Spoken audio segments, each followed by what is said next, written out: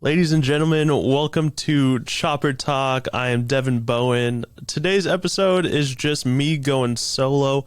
I actually, I upload this podcast to multiple different platforms, Apple Podcasts, Spotify Podcasts, and YouTube. And I actually had some guy comment on, I wish I could find his name, but I had some guy comment on one of my videos previously, and he's like, I liked your solo one. Maybe you should continue to do that and talk about certain things by yourself. And I think I'm going to explore that option. I like interviewing guests as well and just talking with people about helicopter stuff. But sometimes it's cool to go by myself. I'm wearing sunglasses today because I like the anonymity it gives me. I can see you guys there, but I like the sunglasses, so we're wearing these today. So the plan for today is I just have some updates for the podcast, and then we're going to talk about a bunch of different helicopter stories from the recent weeks, kind of just like a roundup of things going on and just things that came across my feed and all of the aviation things I follow, and we'll talk about those and have a good time with those. So updates. As of last week, I got a job offer at a different company, so I am going to be relocating. Just like on the aviation side, we'll start with that first. As helicopter pilots, we are nomadic. We're going to move around. If you guys remember my conversation with Heather Halley, she made the point that like finding CFIs, flight instructors, to stay at a company for a long term is hard because helicopter pilots, and especially at the flight instructor stage, you just move on after you get your hours. And same thing for me. I had a really great opportunity, an opportunity that excites me. More information will follow. If you guys are following my Instagram, my personal Instagram, I think it's at Pilot Devin. I think that's my Instagram handle. You will see an update there once everything's confirmed. But with that, I'm going to be relocating. What that means for the podcast is still going to have weekly uploads on Monday, and I'm going to try to film 2 or 3 more episodes here at the studio where we are currently operating the podcast.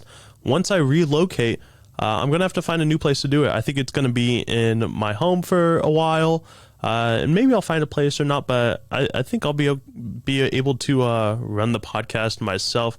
Big shout out to Tyler. He's been helping out everything. He's gotten this podcast off the ground. So I really appreciate everything he's done, and I will keep you guys in the loop. Chopper Talk is, we're just in its infancy right now, and we're just learning how this works. I really appreciate that anybody tunes in and listens, let alone the number of people that actually listen to all the helicopter stuff and the shenanigans. And you guys sit through me as I'm learning all the audio stuff and how to interview people. So I really appreciate it. And Chopper Talk is going to keep going.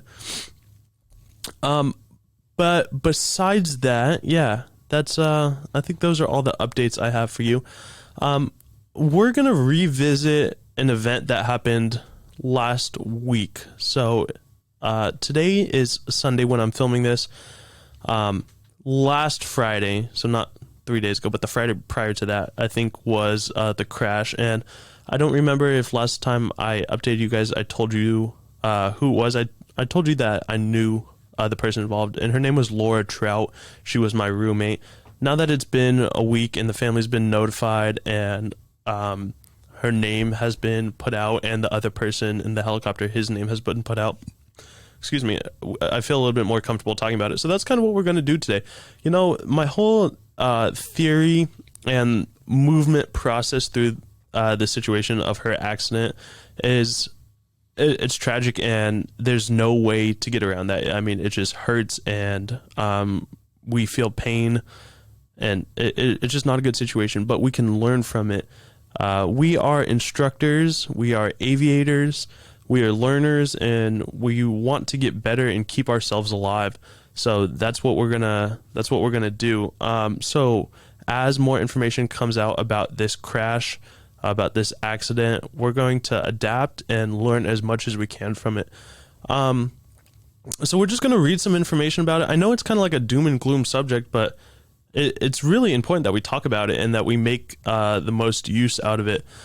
So let me cut that out. Okay.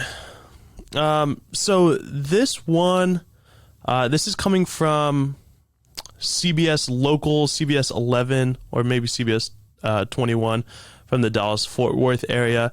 The headline reads, Texas veterinarian, father of one, Tyson Wallace killed in helicopter crash.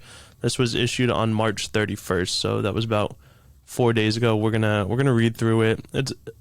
It's really important to just read through these stories. We've got some audio that we'll play here in a bit, but Rowlett, Texas. A Texas father was one of two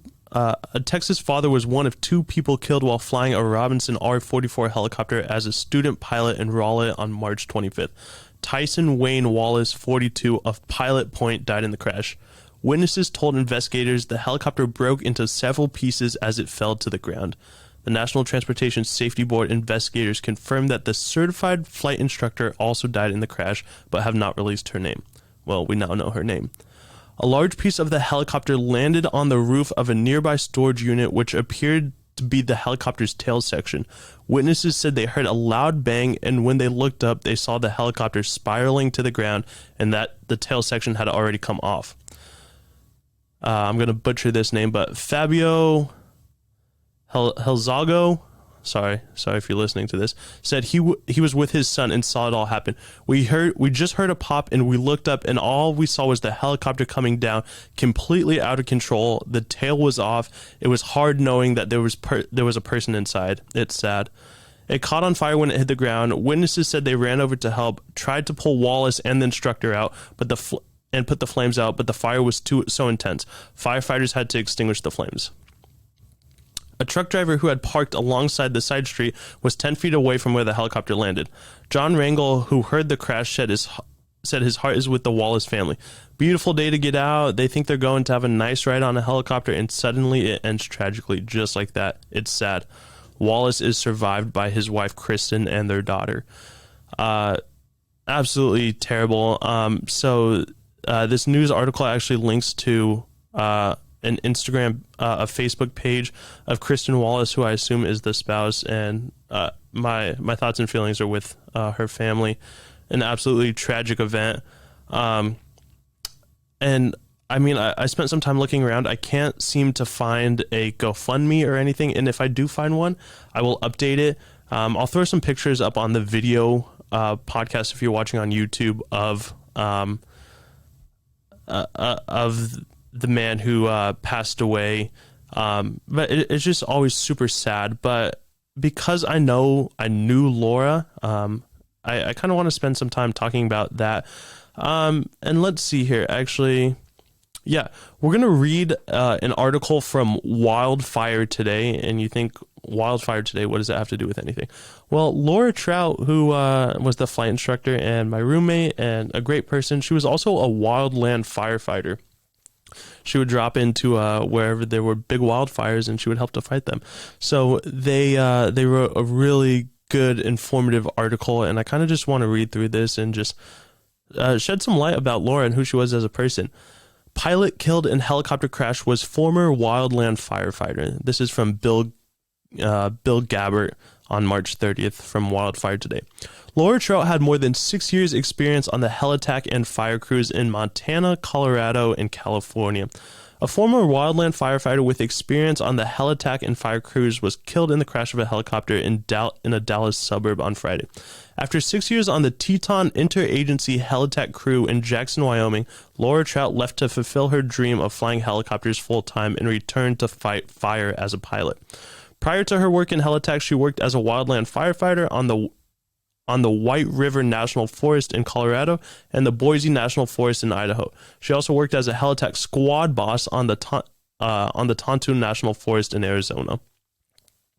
She became a licensed helicopter pilot and got a job as a tour pilot, then achieved the next step, becoming a certified flight instructor.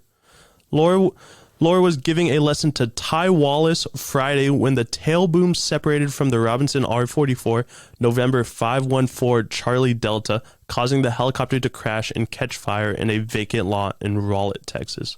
Both were killed. Laura was a dear friend, dedicated coworker, and a physical fitness leader, and had an immediate positive influence to all she knew, said a statement from the Bridger Teton National Forest.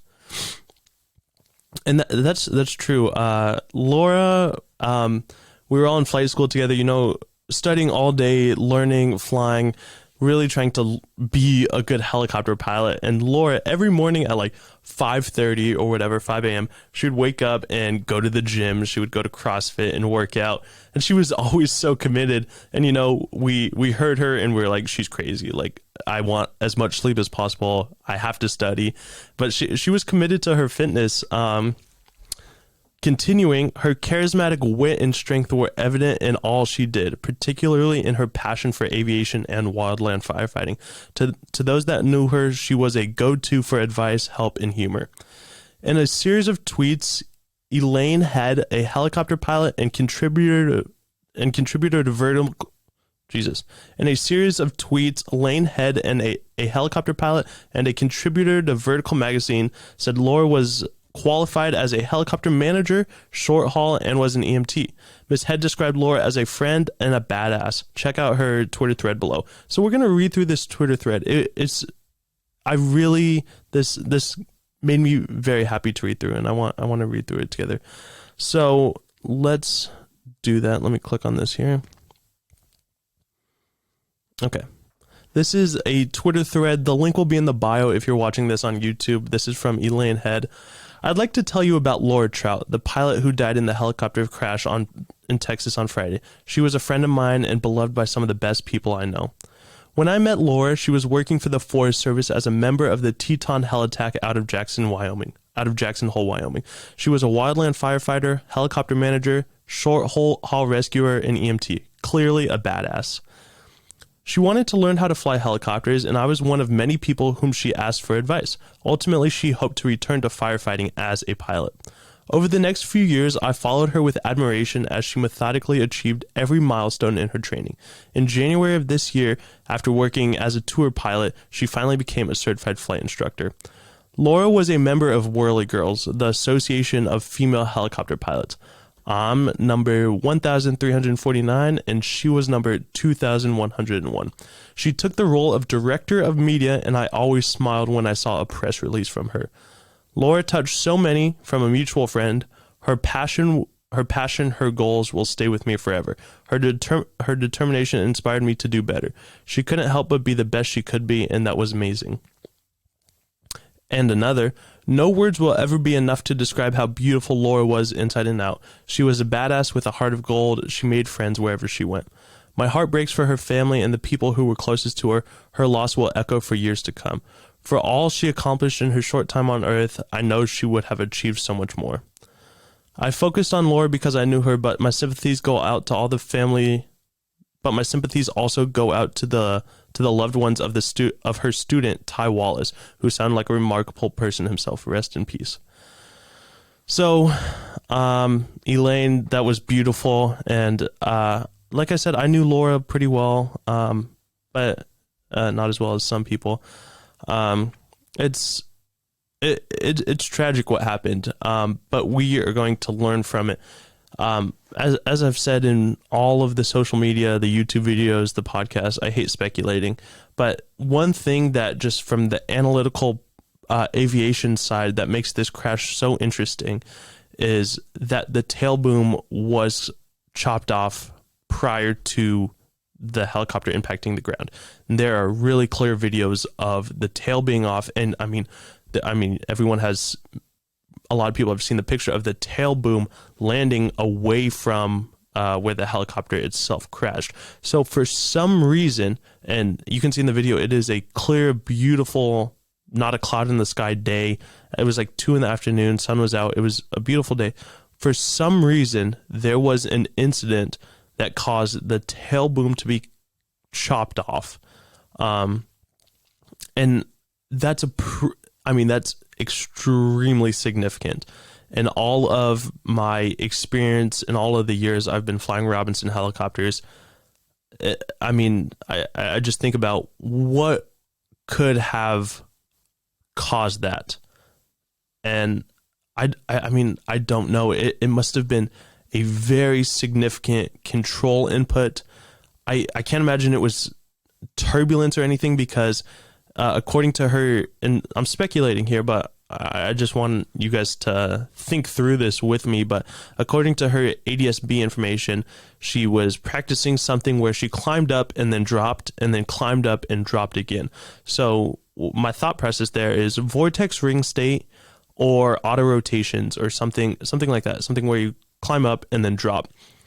So if it was auto rotations, I mean, auto rotations are actually extremely safe. The entry and the glide, there's not too much that's coming to mind, and maybe I sound like an idiot and I'm missing something, but there's not too much with auto rotations. Now, unless there's like a really abnormal control input, because entering an auto rotation is honestly a pretty seamless event. You can have overspeeds or whatever with the throttle management, but with the just entering the auto, there's not that much. With a vortex ring state settling with power, it can get weird. It can get weird real quick. Students over control, instructors have to respond to those sometimes, or it just gets weird. And I mean, there's been times I have scared the absolute shit out of myself while doing vortex ring state, because I mean, it's just an uncomfortable position to be vertical without any forward airspeed and descending.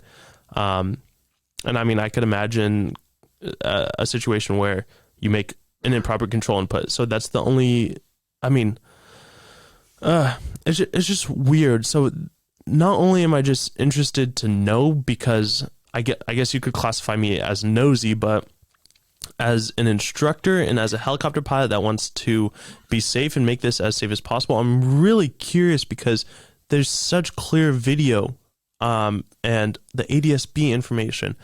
I'm very curious to know what happened. And I don't think there should be any shame in being curious and wanting to know, because that is our job. If we're doing this as a career and trying to make and have a long career and be healthy and happy, it's important that we learn from accidents and learn from mistakes.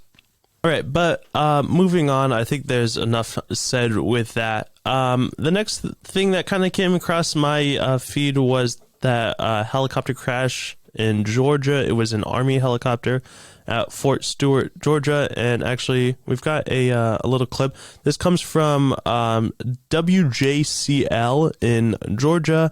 Tyler, go ahead and play that.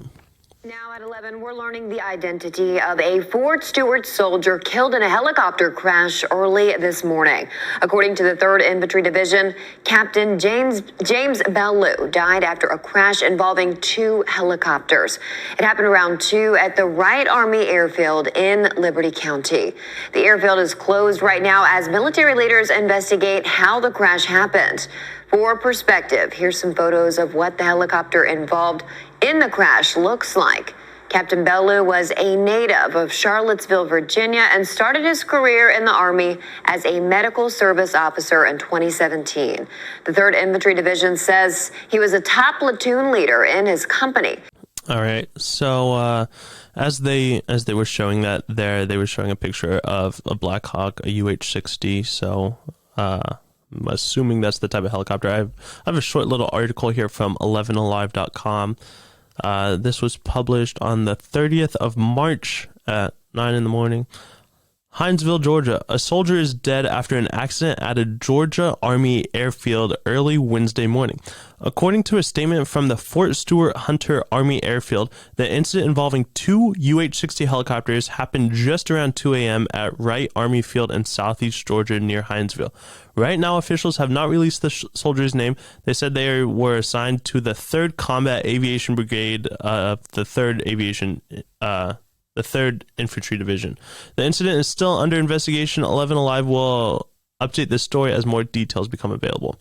And then the 3rd Infantry Division actually sent a tweet, and they said, one soldier was killed in an incident involving 2 UH-60 helicopters at the Wright Army Airfield at approximately 2 a.m. this morning. The soldier was assigned to the 3rd Combat Aviation Brigade, the 3rd Infantry Division. The incident is under investigation, and the soldier's name will be released pending the next of kin notification. Wright Army Airfield is closed until further notice. Now, while doing research for this story,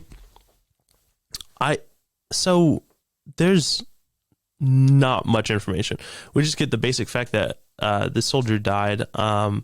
but there was no information about what happened. And 2 a.m. I mean, I'd be assuming they're doing some sort of training mission, and something happened, but we don't have any information about anyone else on board. Not that anyone else was even injured. So just from the reporting, it's kind of weird. Let's actually look it up right now. I'm gonna Georgia Army helicopter crash and see if I can just find any more information. Fort Stewart soldier killed in we'll make sure that we say his name. The victim has been identified as Captain James T. Bellew, and our thoughts are with his family and friends as well. He entered the Army in 2017, became an air medical evacuation officer in 2019. Vanek called the loss an immeasurable tragedy. James was part of one of the most noble professions imaginable. He dedicated his life to serving our country, and he did so in a role that he was constantly helping and saving the lives of others. Special agents from the U.S. Army Criminal Investigation Division are investigating the crash. Now, I have no understanding of the military and what they do, but the U.S. Army Criminal Investigation Division. I don't know if they would be the proper people that would investigate, but it is what it is. It's just kind of weird that, I mean, if he was killed, what happened? Was there anyone else injured? There's definitely other people on board. To the best of my knowledge, Blackhawks in the military are never flown solo at all. So there had to be other people on board. Who's the only one died? Was anyone else injured? These are kind of just the questions I have. But I mean, nonetheless, tragic story. It always sucks. Moving on to another helicopter crash. This one, not that one crash is worse than the other, but of Laura's crash, that crash, and this Australian helicopter crash. I don't know if it's just been a bad week, but it just feels like there's been more in the last couple of weeks than usual. But Tyler, can you play video number 2? This is coming from 9 News Australia. This is like a 2-minute video. Transport safety authorities are this morning taking over the investigation into a horror helicopter crash which killed 5 people north of Melbourne. This is how it all unfolded. The private charter helicopter took off at 7 a.m. yesterday before stopping at a helipad on the Yarra River. It then flew in a convoy with the second aircraft heading north. But the helicopter vanished from sight as it flew over Mount Disappointment. The second chopper then raising the alarm. Police were quick to search from the sky, but it took hours before they located the wreck. When ground crews eventually reached the site, their worst fears were realised. Police confirming all on board, including the pilot, had perished. Awful. Live to Isabella Stashkovsky at the scene on Mount Disappointment. Isa, what do we know about the victims this morning? Carl, good morning. We know that they were on a business trip on the way to a regional town in Victoria's north called Alupna. The pilot, a 32-year-old Cheltenham man, that's a suburb in Melbourne's southeast. He is a highly respected pilot. His 4 passengers, a woman in her 50s and 3 men in their 50s and in their 70s from Victoria and also from New South Wales. They all did, tragically, as you say, die in that wreckage. We also do know that Microflight, the helicopter company involved, has now paused all of its operations until next Tuesday, releasing a statement offering condolences to the families involved. I want to show you what it looks like here this morning as well. This is a checkpoint. As you can see, some crews here that have been here overnight. We've seen a number of vehicles actually going through in the past few moments, including some vehicles with some heavy-duty machinery on it. That's, we assume, to go into that wreckage. This is very dense bushland. You can see how thick and dense these trees are as well. Aviation experts this morning have been speaking about this horrible disaster. They do say that weather is the main focus at this point. It is thought that low-lying cloud or poor visibility could be to blame. The aircraft is a very common type of aircraft, the Eurocopter 130, 6-passenger aircraft, very reliable aircraft, and the company indeed has got a very good safety record and very well managed with new aircraft. Carl, of course, our thoughts this morning are with the families of those 5 people involved. Yeah, is it? Thank you. Labor leader Anthony Albanese has been vague. All right. So, for anyone listening, I mean, you pretty much got everything there. Crashed in pretty much looked like a forest area, very densely packed wooded area. And it was an EC-130, very capable helicopter. They said weather it's looking to be one of the prospective causes of the accident. And God damn it, I hate when this happens because weather is typically always the cause. Mechanical failures, very rare. It's typically, it's always, I don't know the exact numbers. I made a YouTube video about it, but all pilot error and pilot decision making, the helicopter usually isn't going to fail you. It's the pilot that's going to fail you. And I'm not putting blame. And you know, I've got one story. I mean, I don't care to share it, and I'm sure I've shared like excerpts of it, but I've got one story where I was close to being in this situation. You know, scud running. We all know about it. You know, we know that like the weather's bad, just land the helicopter, and it's like what I agree with. I mean, I have no disagreements with that, but you can find yourself in situations where, for one reason or not, you are flying and you are scud running, and you just keep pushing it because you are finding holes and it's working. And I was lucky enough on that time that I was really scud running to find a hole and make it out. But I mean, continuous flight into bad weather conditions, it sucks and it's very scary. Even though I have like my instrument rating and my CFII, it honestly, I can't say it matters. And here's the thing about having your instrument rating in a helicopter. What actual instrument do you do if you're not like in the offshore oil rig, or if you are an EMS, if you're an EMS and you're on an IFR ship? You're not really doing IFR. Like all of us that have our IFR or our CFIIs, we've never been in the clouds, you know, in the helicopter, because it's very dangerous. And what training do we do our helicopters in? What helicopter do you do your IFR in? You do it in a Robinson, you do it in a Cabri, you do it in, I don't know if Instroms or Schweitzers are IFR, if they have those instruments, probably. But I mean, even if you were to do it like in a Bell 505, a new upgraded one, or a Bell 206, I don't think those are IFR rated.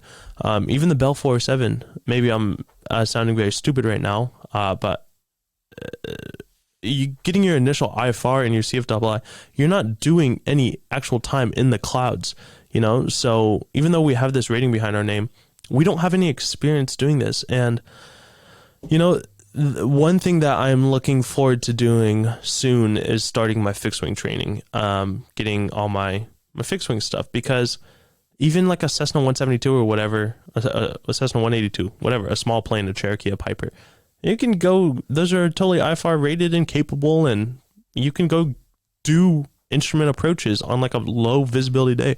I want to do that. I want my dual rating, like just my private, I'll probably get my commercial, but my commercial plus my IFR in an airplane, and get some time in the clouds, because that is going to boost up my confidence a ton in the helicopter.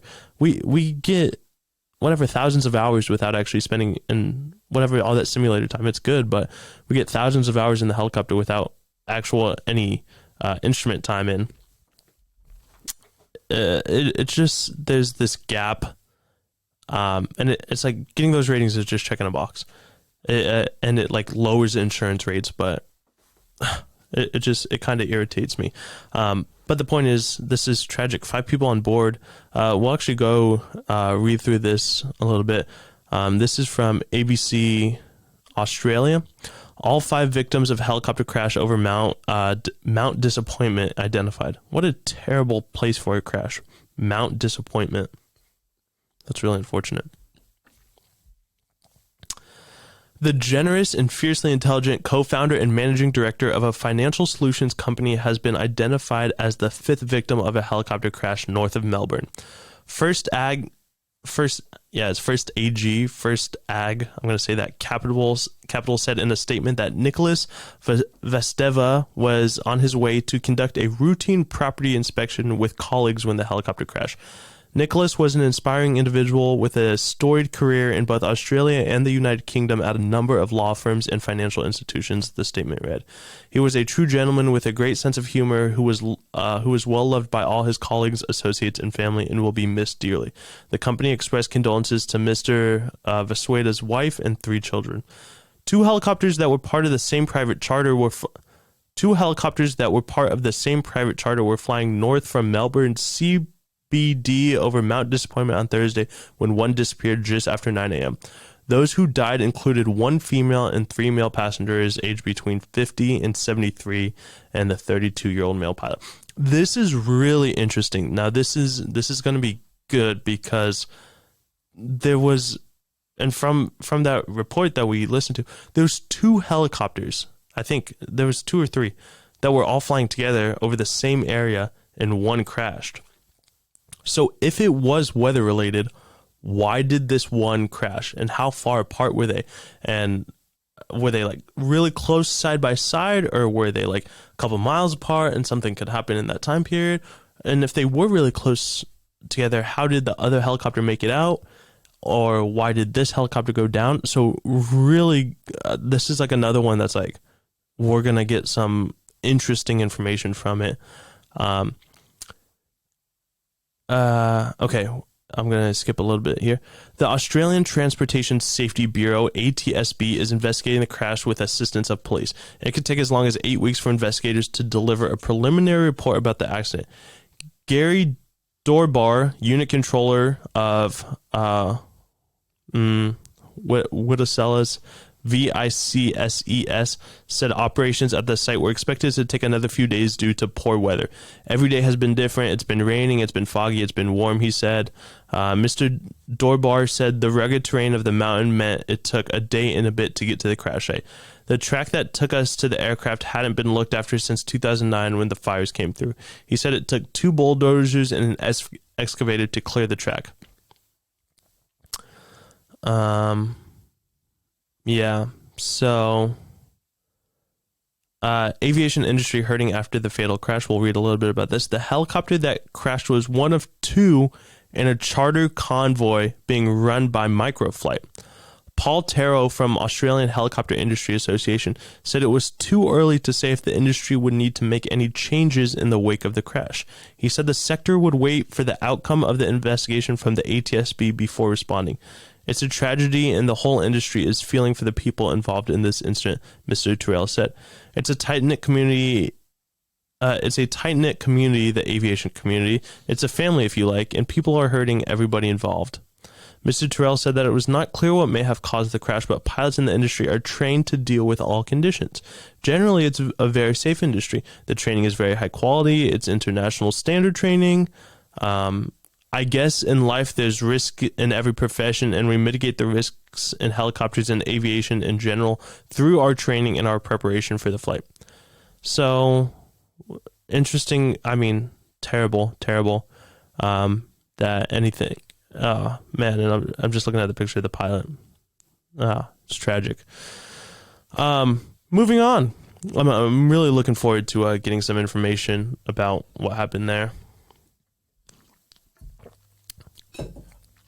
MD Helicopters files for Chapter 11 bankruptcy. MD Helicopters, very popular amongst tons of helicopter pods. A lot of helicopter pods, this is their favorite helicopter. So we'll read this article, but what you need to know is MD Helicopters is not going anywhere. We're still going to get those helicopters, but we'll read this and I'll kind of explain a little bit about Chapter 11 bankruptcy, what that means. It's different than a Chapter 7. Chapter 7 bankruptcy is where pretty much all your debt gets wiped away. Kind of ruins your credit, but you get that debt eliminated. Chapter 11 is kind of like just a reorganization, restructuring, and figuring out a way to pay off debt. But This is coming from AIN Online. MD Helicopters files for Chapter 11 bankruptcy. MD Helicopters voluntarily filed for Chapter 11 bankruptcy earlier today as part of a strategy to infuse the company with $60 million of fresh debtor-in-possession capital, discharge potentially crippling debt, and expedite the sales of its assets. In a prepared statement, MD said it will continue operations as normal during the reorganization. MD fully expects operations to continue as normal during the sale process.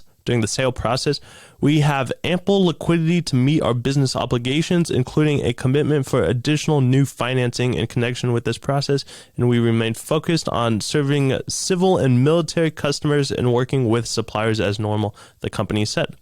The company had been actively trying to find a buyer since the departure of former CEO Lynn Tilton in March of 2020.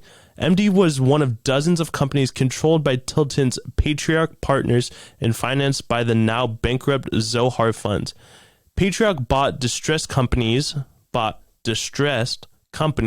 via funding from a series of collateralized loan obligations, or CLOs, marketed through Patriarch via its $2.5 billion Zohar funds. Okay, whatever. Whoever owned MD Helicopters, this guy, it looks like that kind of went bust, and MD was in with that, so they filed for Chapter 11 bankruptcy, but they're not going anywhere. MD Helicopters will live to buzz some power lines in the future. Kind of wrapping up here. This one is from Defense News. There is a new military turbine engine helicopter, a new military turbine engine that's entering production. So from defensenews.com, next gen engine for current and future helicopter fleets begins testing. Washington. The engine for the U.S. Army's improved turbine engine program has begun initial testing, the service and the engineers and the engine's developer announced on March 23rd. The GE T901 first engine test underwent a light off, marking the first time fuel was ignited in the engine, according to the Army. The Army selected the ITEP engine built by General Electric in February of 2019, with the company receiving a $517 million award to build it. GE beat out the Advanced Turbine Engine Company, a Honeywell and Pratt & Whitney team, after a decade of competitive technology development. That's a pretty long time to try to develop an engine. The engine will not only replace those currently in the Army UH-60 Black Hawk utility and the AH-64 Apache attack helicopters, it will also serve as the engine in the service's Future Attack Reconnaissance Aircraft, or FARA. The Army selected Bell and Lockheed Martin to competitively build prototypes with the ITEP engines. I have a YouTube video about that. Let's see if I'm talking about the same helicopters. Yeah. We've got the Defiant and the Raider X. I'll make sure of those, but I'm pretty sure I've got a YouTube video about those new helicopters, those new prototypes. But the program experienced some delays in delivering the first engine to the Army due to the coronavirus pandemic. But the service's program executive officer for aviation, Brigadier General Robert Barry, told Defense News in a recent interview that despite delays, he believes it is possible for the FARA prototypes will fly in fiscal 2023. On the original timeline, GE was expected to provide the first engine to test in the last quarter of fiscal year 2021, and the flight test airworthiness release was expected in the first quarter of fiscal year 2023. Low rate initial production was planned to begin in the fourth quarter of 2024 and wrap up in the fourth quarter of 2026, with a full rate production discussion following. So we're getting new engines. We're getting new engines for the Black Hawk, the Apache, and all of the new fun helicopters that are coming about. So to wrap up what we talked about here, some pretty brutal crashes recently. Laura's crash in Texas, that video, honestly kind of traumatizing. Over the last the day or two after that, I just felt uneasy being in the 44. Not that my flying style changed, but it's just rough to fly and feel normal and happy-go-lucky when you see that happen in such a brutal way. But I mean, we're back in it. I feel good. It's just sad, and it just feels weird to fly after you see that. But we keep moving on. It's like a car accident. You just feel a little bit uneasy. You're just a little bit more aware when you fly, and you're just more aware of what your students are doing and the positions you're putting yourself in. Also, that Army crash in Georgia at 2 a.m. with two Blackhawks. What happened there? Why do we not have more information? I mean, it's a military thing, so I guess they're just not going to share anything. But what about anyone else on board? I'd like to know that. And then the Australian crash, really interesting. Really looking forward to seeing what happened there. Because if there was two helicopters involved, why did one go down? And what can that other helicopter tell us about what happened? The one of the many things I love about the aviation industry is we are ruthless in finding the cause of accidents and incidents, and preventing them, to every single small detail. Like every bolt on a helicopter has a serial number and it can be tracked. Every incident, runway incursion, there's a write-up. And then we develop airport taxi diagrams with hotspot information. Every little thing that happens, we ruthlessly investigate and we figure out why it happened and how to prevent it in the future. And I love that. And I'm really interested in figuring out what happened in all these accidents. All accidents are bad, but for some reason, these three are really, maybe it's just because I've spent a lot of time reading them, but these three are really interesting. So like I said, and I'll spend a little bit of time talking about me. Like I said, I am moving. I'm going to continue piloting, flying. I'm going to continue instructing. However, currently I instruct on the Robinson R22 and the Robinson R44. I will be switching to a different model of helicopter. I will be talking about that on my YouTube channel. So I'm excited to fly a different platform. And honestly, part of one of the reasons that it excites me about this new job and this new helicopter that I'm going to be flying is it's not a Robinson and it's not a semi-rigid underslung rotor system. One thing that I hate is all of the pilots that talk shit about Robinson helicopters, because Robinson helicopters are great. I'm literally wearing a Robinson helicopter shirt because I support them. They got me to where I am, and there's nothing. They're good helicopters, but every helicopter has its flaw. And there is this big sacrifice because we all want to be pilots, and the only way to do that and to make it semi-affordable is to have a simpler design. And with that simpler design, that two-bladed rotor system, it can be flown safely. However, when things go wrong, they go really wrong. And some people are like, oh, I'll never get into Robinson. I'll only fly turbines. I'll only fly a 3, 4, or 5-bladed helicopter. Yeah, that's great. I think we all would. If we all had the option to fly the safest helicopter, I don't know, a Bell 407 or something, whatever, a really safe helicopter, we would.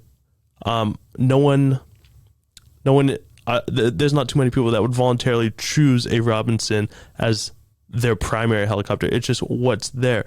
So because it can be flown safely and a lot of people do their training in it, all of their ratings without problems, it's a fine helicopter. It's a good helicopter, but things can go wrong. And I'm excited for this new job to be flying something else. I feel it's going to feel good to have a little bit more metal above my head, and just have a little bit more protection there, and no longer risk mass bumping. But things can go wrong with every helicopter. So we're going to continue chopper talk going. I always take requests. If you guys know someone in the helicopter aviation world that you'd like to see interviewed, or you think they've got a really cool story, let me know. Reach out to my Instagram, the Chopper Talk Instagram. I checked that as well. But let me know. The reason I started this is because I love talking helicopters, and the actual formation of how this podcast came about. And one of the things that triggered it is I was just sitting with someone just shooting the shit like this, just talking about helicopters. Like, it's so fun. This is our passion. So if you've got someone that you think would be fun just to hear shoot the shit, let them know about my podcast and reach out to me, and I'll try to bring them on. This is episode number 10 today, so we've done 10. I feel like it's been more, but I'm constantly trying to improve this and get better at this. You know, we're all busy, but I really enjoyed this. So thank you guys for listening to Chopper Talk. It's really fun, and the more interaction that you guys give me, I just appreciate knowing that people out there enjoy it and get benefit from it. And that just it's fun to listen to someone else talk about helicopters, and I'm happy to do that for all of you. So without further ado, we will wrap it up there. I will see you guys next Monday, and I'll have a guest on next Monday. So take care. Happy Monday.